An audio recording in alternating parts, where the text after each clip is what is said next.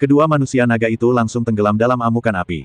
Lu Yun melambaikan tangannya, dan nyala api yang mengerikan itu langsung menyusut, membentuk dua telur api berbentuk telur, menjebak kedua naga di dalamnya.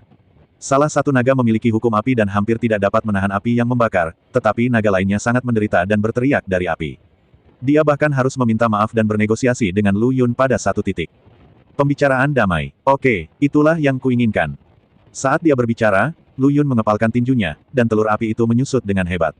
Hanya dua ratapan yang keluar darinya, dan kemudian tidak ada gerakan lagi. Berbicara padaku untuk perdamaian, kamu juga pantas mendapatkannya. Lu Yun meludah. Setelah menyelesaikannya dengan penuh semangat dan tegas, Lu Yun juga takut pihak lain akan melambat dan akan merepotkan untuk menangani kedua naga itu pada saat yang bersamaan. Lu Yun hendak bertanya tentang situasi gadis yang diintimidasi, tetapi ketika dia melihat ke atas, hanya ada genangan darah dan tidak ada jejak orang tersebut. Saya kira dia memanfaatkan celah tersebut dan melarikan diri. Hanya saja teknik melarikan diri ini agak sulit untuk dijelaskan. Noda darah kecil di tanah membuat Lu Yun sulit menemukan pihak lain. Sebelum berjalan 200 meter, noda darah berhenti tiba-tiba. Hah, kenapa kamu menghilang begitu saja? Mungkinkah kamu menyadari noda darah itu? Tepat ketika Lu Yun curiga, perasaan krisis datang dari belakangnya dan langsung menuju ke dahinya. Seru Lu Yun, dan tubuhnya mundur 2 langkah karena naluri. Mendengar bunyi gedebuk, tiba-tiba sebuah lubang besar muncul di tempatnya berdiri. Lu Yun terdiam dan melangkah maju untuk menjatuhkan penyerangnya ke tanah. Apa maksudmu? Aku menyelamatkanmu karena kebaikan, dan beginilah caramu membalas penyelamatmu. Orang yang menyelinap ke arahnya adalah wanita yang hampir dihina oleh kedua naga tadi. Mungkin dia menggunakan terlalu banyak tenaga sekarang, atau mungkin dia terluka terlalu parah oleh manusia naga. Wanita ini benar-benar pingsan. Petik 2, petik 2. Kamu sudah seperti ini, dan kamu masih memikirkan tentang serangan diam-diam. Lu Yun berhenti, mengeluarkan sebotol ramuan dari ruang penyimpanan, memberikannya kepada wanita itu, dan kemudian mengeluarkan batu dari punggungnya. Duduklah di atasnya sebagai kursi. Menunggu wanita itu bangun agar bisa mendapatkan suatu informasi. Melihat wajah cantik wanita itu, Lu Yun mendapat kesan seolah-olah dia berasal dari klan Bei Mingkun. Dan dia menunggu sampai malam. Lu Yun tidak sabar menunggu dan ingin pergi beberapa kali, tapi akhirnya memikirkannya dan menyerah. Tidak ada cara lain. Beberapa informasi sangat dibutuhkan, jika tidak, dia mungkin tidak dapat membuat kemajuan apapun sampai suar berakhir jika dia harus mencari tahu sendiri. Namun ia beruntung karena cuaca di hutan tampak lebih stabil dan tidak berubah sewaktu-waktu. Baru pada pagi hari wanita yang tergeletak di tanah perlahan bangun. Lu Yun, yang selama ini memperhatikannya, juga membuka matanya dalam sekejap. Jangan lakukan itu, aku penyelamatmu. Lu Yun mengatakan ini dengan cukup cepat, tetapi wanita itu masih mengabaikan rasa sakit di tubuhnya dan mengecilkan tubuhnya setengah inci, meringkuk kakinya, dan menatap Lu Yun dengan waspada. Lu Yun tidak berdaya tentang hal ini. Dia memamerkan giginya dan hendak menjelaskan, tetapi tersedak oleh kata-kata wanita itu. Kamu bukan anggota dapok bersayap emas. Lu Yun awalnya mengira pihak lain sedang mengujinya, jadi dia bercanda, cuma bercanda. Jika aku bukan burung Raja Wali bersayap emas, menurutmu aku ini siapa? Entahlah, wanita itu menggelengkan kepalanya dan mengulangi lagi dengan nada tegas, lagi pula, kamu bukan anggota suku Dapeng bersayap emas, kamu hanya berpura-pura. Suasana langsung menjadi dingin, dan senyuman di wajah Lu Yun berangsur-angsur menghilang. Dia merasa sedikit bingung. Bagaimana dia bisa ketahuan setelah dia begitu baik? Apakah kamu tahu konsekuensi dari mengatakan ini? Wanita itu mengangguk, saya tahu. Tapi jangan khawatir, Anda menyelamatkan saya dan saya akan merahasiakannya. Kenapa aku harus percaya padamu? Lu Yun perlahan mendekati wanita itu, hanya orang mati yang akan menyimpan rahasia selamanya, kan? Itu benar, wanita itu mundur dengan ngeri, aku juga bisa memberitahumu rahasiaku. Langkah Lu Yun terhenti dan dia mengangkat alisnya, rahasiamu. Rahasia apa yang kamu miliki? Aku memiliki sepasang mata yin dan yang dapat melihat semua ilusi. Wanita itu berbicara dengan cepat, seolah-olah dia telah memahami tantangan terakhir.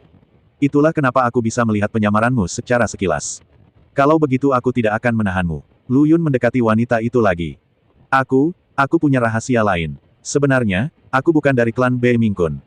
Wanita itu jelas ketakutan, dan suaranya semakin bergetar saat dia berbicara.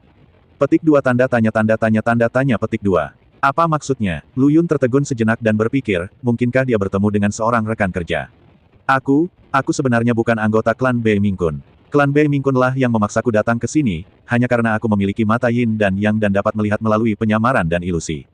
Saat dia berbicara, wanita itu mengeluarkan sepotong batu kristal biru dari tubuhnya dan melemparkannya ke tanah. Lu Yun awalnya skeptis. Bagaimanapun, apa yang dikatakan wanita ini bahkan lebih misterius daripada pengalamannya. Namun ketika wanita itu melemparkan kristal di tangannya ke tanah, semua keraguan dan kecurigaan di hati Lu Yun hancur. Karena dia bisa merasakan dengan jelas bahwa aura Bei Mingkun terpancar dari batu kristal biru itu, bukan dari wanita itu. Tanpa batu kristal biru yang menutupi tubuhnya, wanita itu jelas terkena persepsi Lu Yun. Meski entah dari ras mana wanita itu berasal, namun dia memang bukan dari marga Bei Mingkun.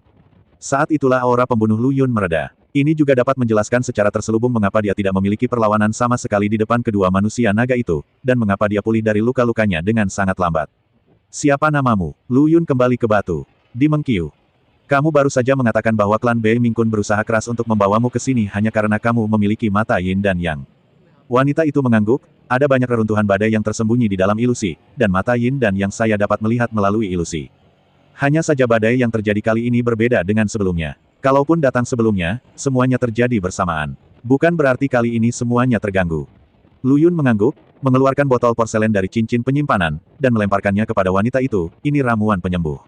Setelah diberitahu hal tersebut, wanita tersebut tidak dapat mengetahui bahwa luka di tubuhnya telah terbuka kembali akibat aktivitas kekerasan tadi, dan darah telah mewarnai selimut yang menutupi tubuhnya menjadi merah. Wanita itu berbisik, terima kasih. Dia menuangkan pil dari botol porselen dan memasukkannya ke dalam mulutnya. Kamu benar-benar mudah mempercayai orang lain. Apa kamu tidak takut kalau yang kuberikan padamu adalah racun? Dalam satu kalimat, suasana yang semula santai kembali menegang. Dan Lu Yun menyilangkan tangannya dan menatap langsung ke arah wanita itu, posturnya seperti predator yang mengagumi mangsanya. Gudong, Dai Mengkiu menelan pil di mulutnya, dengan kekuatanmu, membunuhku mudah sekali. Tidak perlu meracuniku. Haha, bibir Lu Yun terangkat, kamu punya keberanian. Simpan saja botol ramuan itu. Mungkin kamu bisa menggunakannya di masa depan. Tidak ada imbalan tanpa imbalan. Kamu pasti ingin mendapatkan sesuatu dariku, kan? Lu Yun tidak menyangkalnya dan berkata terus terang, apalagi yang kamu ketahui tentang badai. Tidak banyak. Kebanyakan diceritakan kepadaku oleh seorang pria bernama Kun Kun dari Bei Mingkun. Jawaban ini membuat Lu Yun sedikit kecewa. Jika dia mengetahui hal ini, dia tidak akan begitu gesit saat bergerak. Mari kita bicara dan mendengarkan. Lebih sedikit lebih baik daripada tidak sama sekali. Kun Kun memberitahuku bahwa setelah mengizinkanku masuk, aku akan mengikuti pasukan besar. Mereka akan membawaku ke suatu tempat bernama air terjun Ripti Desang. Ada ilusi di sana. Aku perlu membawa mereka melewati ilusi dan masuk ke reruntuhan di dalamnya. Petik 2. Lu Yun mengerutkan kening ketika mendengar ini, setiap kali badai menyala, lokasinya tetap. Ya, Dai Mengkiu memandang Lu Yun dengan heran. Ini sudah diketahui semua orang. Jadi, 4 balapan besar semuanya memiliki peta Storm Flare. Di Mengkiu mengangguk, tidak hanya itu, tujuan mereka juga sangat jelas. Sepertinya mereka semua telah disepakati sebelumnya. Seharusnya itu adalah tempat rahasia yang mereka temukan setelah masuk terakhir kali tetapi tidak punya waktu untuk pergi ke sana. Berapa banyak peta yang kamu ingat tentang badai yang pernah kamu lihat? Bisakah kamu menggambarnya? Lu Yun awalnya mengira semua orang menjelajah tanpa tujuan, tapi dia tidak menyangka badut itu sebenarnya adalah dirinya sendiri, dan semua orang punya informasi dan peta. Dai Mengkiu menggelengkan kepalanya, peta Storm Flare dianggap sebagai rahasia utama dari 4 ras besar. Bagaimana Anda bisa membiarkan saya melihatnya? Anda terlalu meremehkan saya. Petik 2, petik 2. Lu Yun menggaruk kepalanya, merasa sedikit kesal. Tiba-tiba dia teringat pada 2 manusia naga yang dia bunuh siang hari. Saat dia mengatakan itu, dia mengeluarkan 2 cincin penyimpanan dari tangannya, yang merupakan cincin yang menangkap kedua naga itu. Lu Yun menggunakan kekuatan sucinya untuk dengan paksa menghancurkan merek pada cincin penyimpanan, dan perasaan sucinya menembusnya.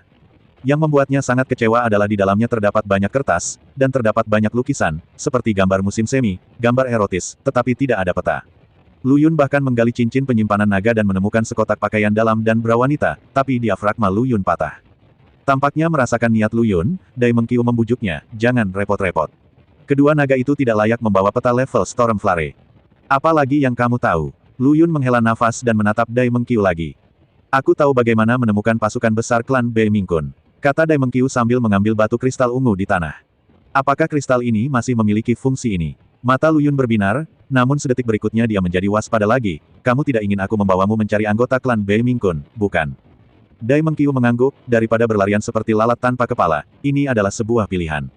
Memang, setelah kamu menemukan klan Bei Mingkun, kamu akan melaporkan identitas asliku. Kamu tidak hanya akan melenyapkanku sebagai ancaman, tapi kamu juga akan mendapatkan perlindungan dari klan Bei Mingkun. Bunuh 2 burung dengan 1 batu. Lu Yun mencibir. Jangan khawatir, saya tidak akan melakukan itu. Dai Mengkiu berkata dengan tegas, balas kebaikan Anda. Saya masih mengerti bahwa Anda tidak hanya menyelamatkan hidup saya, tetapi juga menyelamatkan kesucian saya, bersumpah pada Mengdi. Itu semua tidak masuk akal, apa menurutmu aku akan mempercayaimu? Sinar merah menyala di mata Lu Yun. Suasana kembali mencekam. Otak Dai Mengkiu bekerja sangat cepat, dan dia tahu bahwa pria tampan di depannya, yang tampak tenang dan tidak terpengaruh, pasti tidak bercanda. Jika dia tidak bisa memberikan alasannya, dia akan benar-benar bunuh diri. Dalam sekejap, bayangan hitam muncul di depannya seolah-olah sedang berteleportasi, dan dia mengangkat tangannya dan menamparkan kepalanya. Dai Mengkiu tampak ngeri, tetapi saat ini dia tidak bisa berbuat apa-apa. Apakah ini semua akhir dari semuanya? Dia menutup matanya dengan pasrah, menunggu sabit kematian jatuh. Namun dia merasakan angin kencang datang, menyengat wajahnya dan menimbulkan rasa sakit yang tak terduga. Dia sepertinya masih hidup. Saat dia membuka matanya, telapak tangannya berjarak kurang dari 1 inci darinya, dan bekas telapak tangannya terlihat jelas. Melalui celah di antara jari-jarinya, Dai Mengkiu memandang Lu Yun dan melihat bahwa dia sedang berjuang, seolah-olah dia sedang bersaing dengan kekuatan yang tak terlihat. Bang! Lu Yun mundur, dan nafas berat keluar dari mulutnya. Dai Mengkiu menelan ludah, dan melalui cahaya bulan yang tersebar, samar-samar dia bisa melihat butiran besar keringat berjatuhan dari dahi pria di depannya. Detik berikutnya, Lu Yun bergerak lagi dan melepas bajunya tanpa peringatan apapun, menyebabkan Dai Mengkiu menjerit dan dengan cepat memalingkan muka. Saya melihat bintik hitam di pinggang Lu Yun yang semula hanya sebesar sebutir beras, kini telah membesar sebesar buah kenari, garis-garis hitam yang memanjang darinya terlihat jelas bahkan melihatnya setipis kapiler. Garis-garis hitam itu menggeliat dan menyebar. Lu Yun mengertakkan gigi dan menggunakan telapak tangannya sebagai pisau untuk langsung memotong daging dan darah di tempat titik hitam itu berada.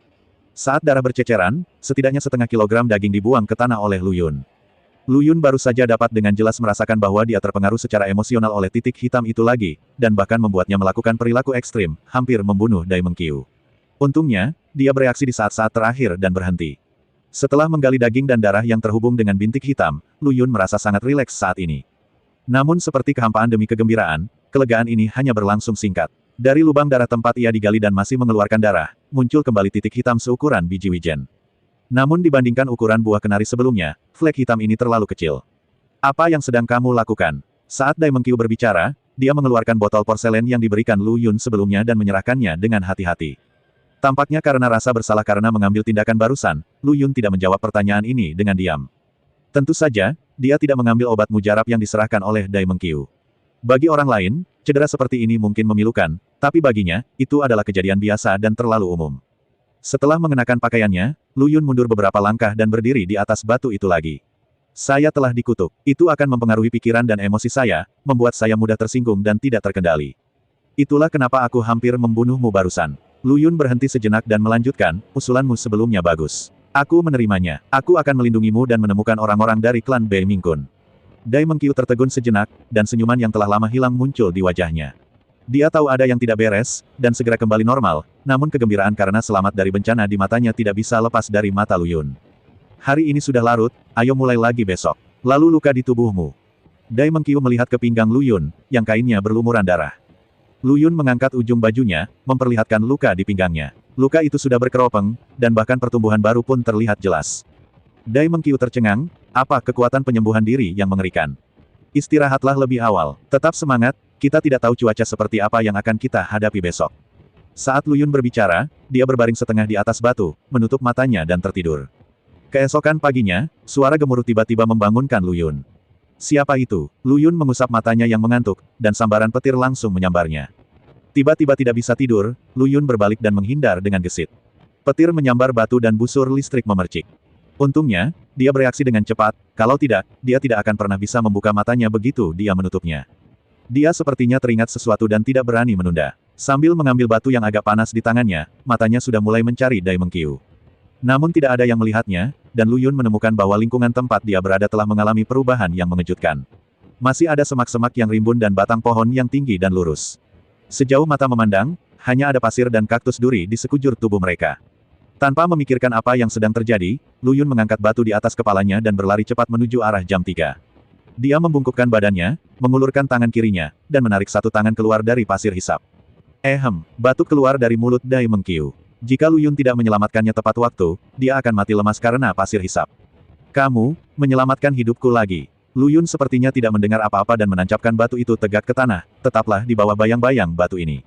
Aku yakin kamu akan baik-baik saja. Dengan keras, petir meledak dengan hebat kurang dari 5 kaki dari mereka, menyebabkan pasir dan batu beterbangan. Apakah ini benar-benar berguna? Dai Mengkiu melihat batu di punggungnya, dan orang-orang percaya tidak bisa menahan diri untuk tidak bergumam. Bisakah sebuah batu tahan terhadap badai petir yang begitu dahsyat? Namun detik berikutnya, dia tahu bahwa idenya sama sekali tidak diperlukan. Sambaran petir kebetulan menyambar batu tersebut. Saat api berkobar, batu tersebut tidak terluka. Sejak saat itu, dia berhenti berbicara dan hanya bersembunyi di balik bayangan batu, menunggu cuaca aneh berlalu. Apa yang sedang terjadi? Lu Yun bertanya pada Dai Mengqiu dengan bingung, mengapa hutan itu menghilang dalam semalam. Dai Mengqiu menggelengkan kepalanya, saya tidak tahu. Kun Kun hanya memberitahuku 3 prinsip utama terjadinya badai. Pertama, hutan atau sungai untuk sementara dapat menghindari kesulitan. Kedua, jangan mendekati orang atau benda yang bertulang. Ketiga, ketika Anda melihat orang tanpa bayangan, segera kembali. Itu saja. Lu Yun bisa memahami yang pertama, tapi 2 yang terakhir agak aneh. Namun, karena ini bisa disebut 3 prinsip utama, itu pasti hasil dari pelajaran darah dan air mata dari 4 ras besar. Meskipun saya tidak tahu apa artinya, lebih baik menjaga jarak dengan hormat. Seperti kata pepatah, lebih baik percaya bahwa sesuatu itu ada daripada sesuatu yang tidak ada. Sementara Lu Yun memikirkannya, badai petir telah berlalu dengan tenang, dan tidak ada awan di langit. Jika dia tidak pergi sekarang, itu akan memakan waktu lama. Pimpin jalan. Lu Yun menyingkirkan batu itu dan meletakkannya kembali di punggungnya, menunjuk ke arah Dai Mengqiu. Dia Mengqiu mengeluarkan kristal ungu itu dan mulai mengubah posisinya. Saat dia menghadap ke belakang mereka berdua, kristal itu memancarkan cahaya redup yang hampir tidak terlihat oleh mata telanjang. Sepertinya klan Bei Mingkun agak jauh dari kita. Lumayan, Lu Yun sangat puas, setidaknya dia tidak lagi harus berkeliaran seperti lalat tanpa kepala. Dari 1 orang menjadi 2 orang, cuacanya masih sama seperti kemarin. Tapi untungnya, dia tidak malu seperti saat pertama kali bertemu, dan ada artefak sederhana dan bersahaja seperti batu. Cuaca hantu biasa tidak berdampak pada Lu Yun dan Dai Mengqiu. Seiring berjalannya waktu, Dai Mengqiu menjadi semakin terkejut dengan batu yang dibawa Lu Yun di punggungnya. Ini bukan batu, ini jelas merupakan senjata setengah dunia dengan tampilan yang tidak menarik. Ia tidak hanya dapat memblokir guntur, tetapi juga menahan pasir dan debu, dan juga dapat memblokir hujan. Namun masa damai jelas tidak sesuai dengan badai dan suar yang terjadi. Segera mereka menemukan hutan lebat lainnya, berdiri di satu-satunya jalan mereka. Mau masuk dan istirahat. Dai Mengqiu mengangkat kepalanya dan meliriknya. Matahari yang terik di atas kepalanya bertepatan dengan cuaca musim panas yang terik. Suhu di sekitarnya sudah mendekati lebih dari 50 derajat. Sebaiknya jangan terlalu berharap, itu mungkin fata morgana. Lu Yun tidak mencoba untuk memukulnya, tapi Lu Yun sudah terlalu sering melihatnya secara langsung. Kamu tidak mengetahuinya sampai kamu masuk. Jika itu benar-benar fata morgana, kamu hanya bisa mengatakan bahwa kamu hampir kurang beruntung. Melihat persetujuan Lu Yun, Dai Mengqiu langsung menjadi lebih energi warna hijau segera membuatnya merasa bahagia. Kekuatan yang tak bisa dijelaskan keluar dari tubuhnya. Setelah masuk, saya menemukan bahwa ini bukanlah fata morgana, melainkan hutan kecil. Aku baru saja berkata, keberuntunganmu tidak seburuk itu. Lu Yun mengendurkan bahunya dan berjalan ke dalam hutan tanpa bersuara. Tak satu pun dari mereka memperhatikan ada tulang putih yang tergantung di puncak pohon di sebelah mereka. Mereka menemukan ruang terbuka dengan naungan terluas dan duduk. Aku belum tahu namamu, Dai Mengqiu bertanya. Panggil saja aku Pengboba. Mendengar nama tersebut, senyuman di wajah Dai Mengqiu agak tidak wajar. Dia tahu bahwa ini adalah nama Lu Yun yang disamarkan, bukan nama aslinya. Kalau begitu bisakah kamu juga mencarikanku batu yang bisa melindungiku dari angin dan hujan serta tidak takut sambaran petir seperti kamu? Bukankah di sini ada di mana-mana? Lu Yun melirik tumpukan puing di sebelahnya. Batu ini tidak ada asal-usulnya. Saya hanya mengambilnya di mana saja. Apakah kamu mengambilnya di mana saja? Sundu dan dudu palsu. Dai Mengqiu jelas tidak percaya bahwa batu sembarangan bisa begitu tidak bisa dihancurkan. Lu Yun tidak mau repot-repot menjelaskan padanya dan berkata terus terang, jika kamu tidak percaya padaku, ambil saja sepotong dan coba sendiri dan kamu akan tahu. Benar, kata Dai Mengqiu sambil bangkit dan berjalan menuju tumpukan puing. Lu Yun jarang merasa murni, jadi dia duduk di atas batu dan memejamkan mata untuk bermeditasi. Tapi begitu matanya terpejam, dia mendengar teriakan Dai Mengqiu, tolong, tolong. Lu Yun segera mencari suaranya dan melihat 5 tentakel gelap terbentang dari tumpukan batu, menjerat Dai Mengqiu dengan erat. Wajah yang sudah pucat menjadi pucat karena rasa sakit. Melihat ini, Lu Yun tidak bisa tidak memikirkan mengapa ada bahaya di hutan yang seharusnya aman, dan buru-buru datang untuk menyelamatkan. Tapi begitu kakinya mendarat, beberapa tentakel hitam muncul dari tanah di sekitarnya, mengaum ke arah Lu Yun. Pengadilan kematian. Lu Yun melakukan pukulan biasa, dan beberapa energi pedang terbang keluar dari ujung jarinya, memotong semua tentakel hitam yang masuk.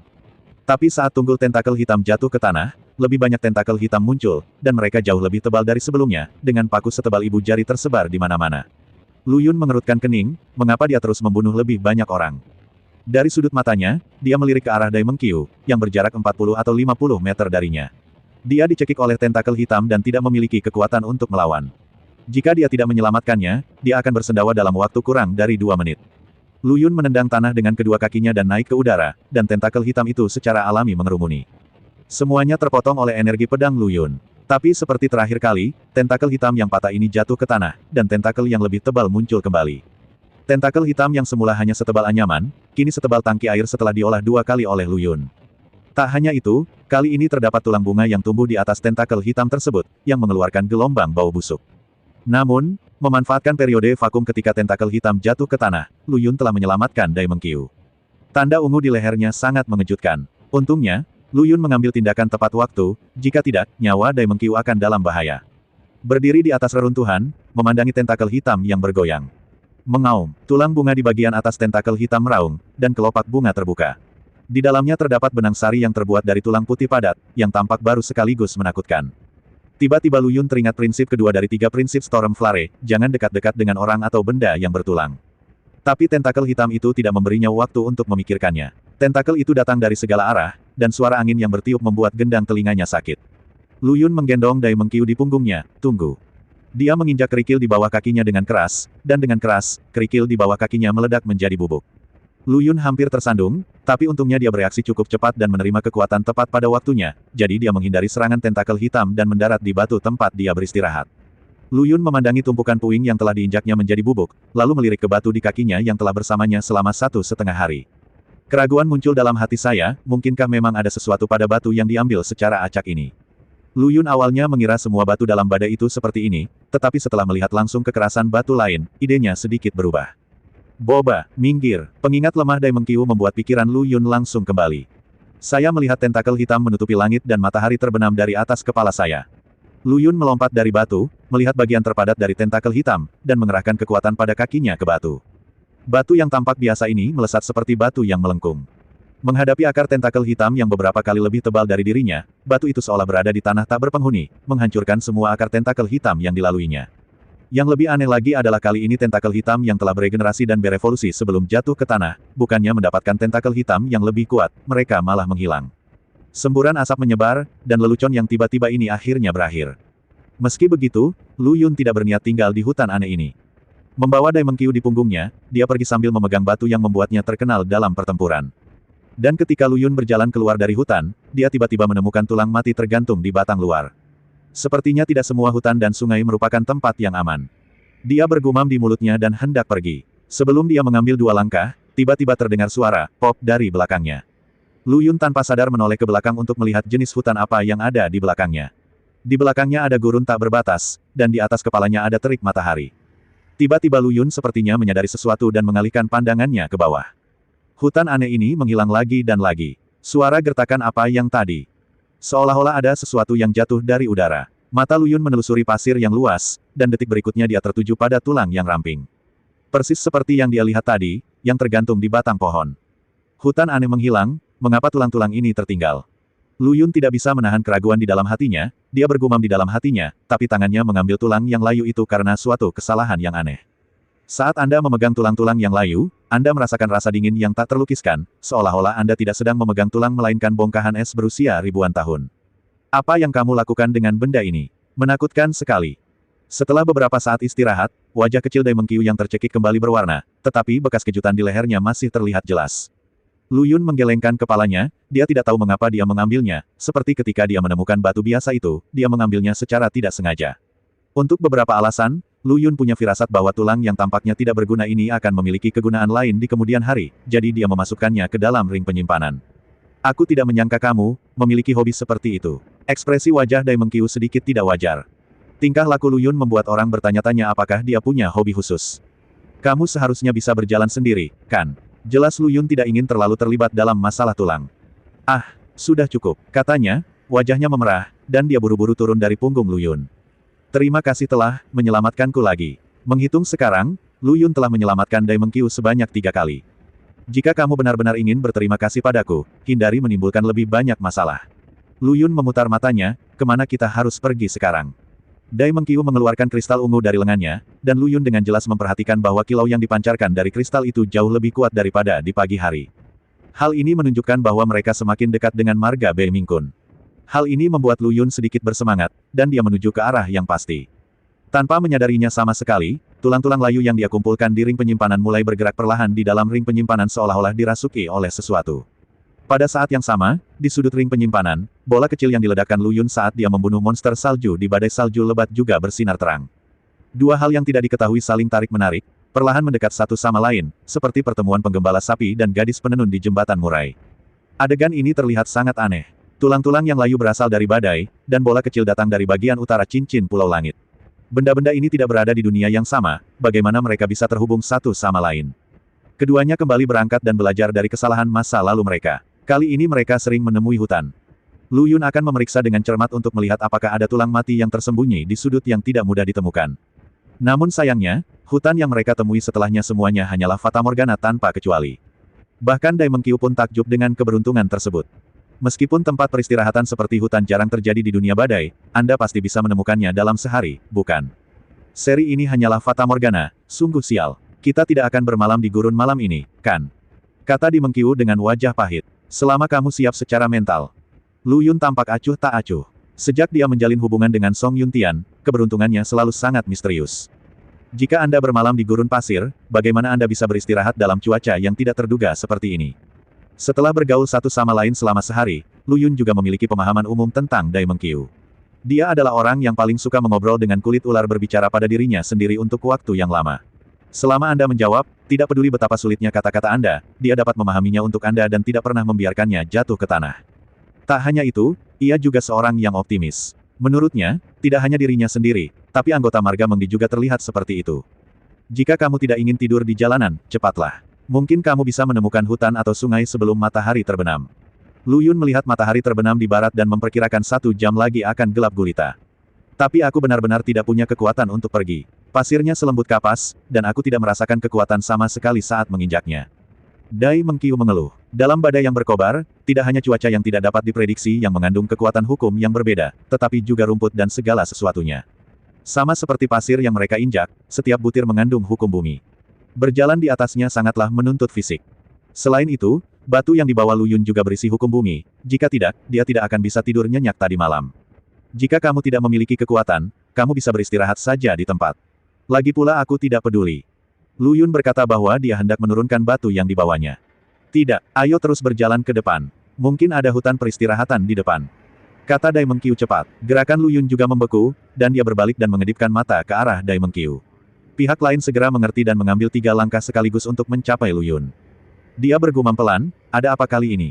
Lu Yun tidak menjawab, hanya mengangkat batu di atas kepalanya. Suara berderak terdengar dari atas batu. Guntur lagi. Dai Mengkiu menelan kata-kata itu saat dia berbicara, apakah ini, hujan es? Mereka sudah sering melihat cuaca seperti ini, tapi hujan es ini adalah pertama kalinya mereka melihatnya. Lu Yun memandangi bola es yang sebesar bola kaca dan menghantam pasir. Ikuti aku baik-baik. Jika kamu tertabrak, kepalamu akan langsung meledak. Petik 2, petik 2. Dai Mengkiu menggigil dan menekan Lu Yun. Bagaimanapun, batu itu sangat besar.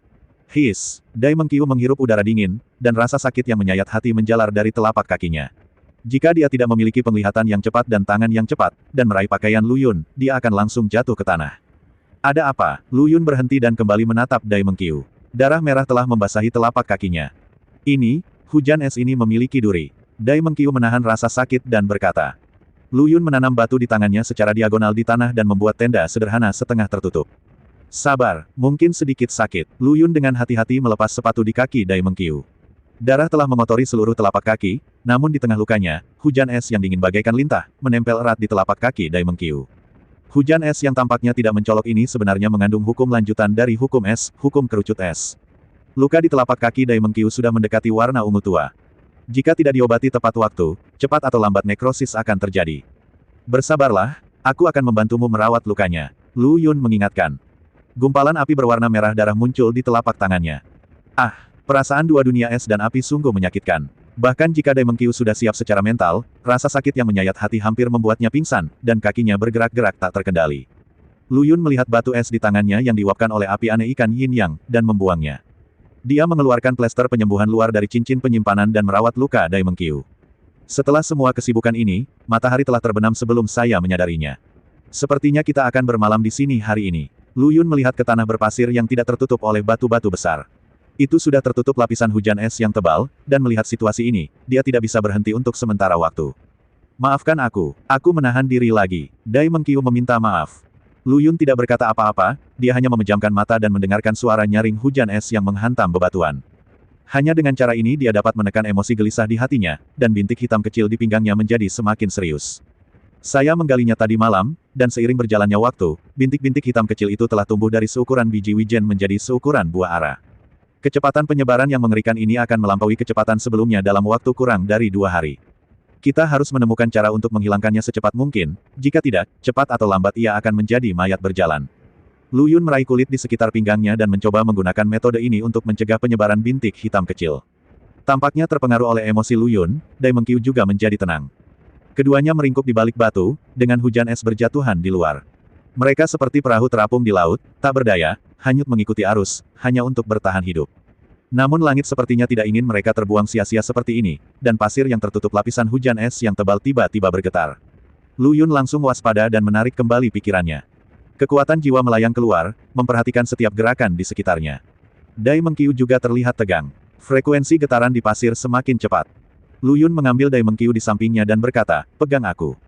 Dia mengangkat batu yang tertancap di tanah dan bergegas maju seolah-olah dia sedang berlari menyelamatkan nyawanya. Saat Anda menginjak hujan es, Anda mengeluarkan suara gertakan, seperti menggoreng steak segar. Pada posisi semula, pasir dan bebatuan runtuh, dan mulut berdarah penuh taring menelan seluruh ruang terbuka. Teriakan tajam datang dari belakang, dan Daimeng Qiu sangat ketakutan sehingga dia tidak bisa menahan diri untuk tidak mendekat ke Lu Yun. Teriakan itu seperti hantu ganas dari jurang, disiksa dengan 3 pisau dan 6 lubang. Mendengarkannya saja sudah membuat kulit kepala orang mati rasa.